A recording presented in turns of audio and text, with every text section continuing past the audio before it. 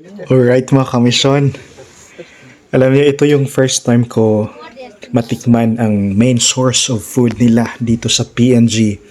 Lalo na dito sa Sepik Province. Ang tawag nila nito ay tanim saksak. O sa atin ay sago na may kasamang tuyo mula sa ilog. Alam niyo mga kamisyon, nung una kong nakita ang pagkain nila, sabi ko na para siyang gelatin. Walang amoy, walang lasa, kakaiba sa panlasa nating Pilipino. Kaya nung tinikman ko, napansin kong malambot nga ito. Parang nilutong gawgaw at may sariling sarap kapag sinabayan ng tuyo. Ang tuyo nila dito mga kamisyon, kakaiba rin. Hindi siya maalat kagaya ng tuyo natin sa Pilipinas. Galing kasi ito sa ilog.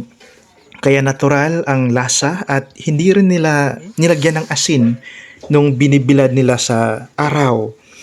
At alam nyo mga kamisyon, habang kumakain kami kasama ang pamilya, nakikita ko na masaya sila at ang pagiging kontento nila. Kaya napagtanto ko na sa likod ng simpleng pagkain ito ay isang mayamang kultura, puno ng kababaang loob at pasasalamat sa biyaya ng kalikasan.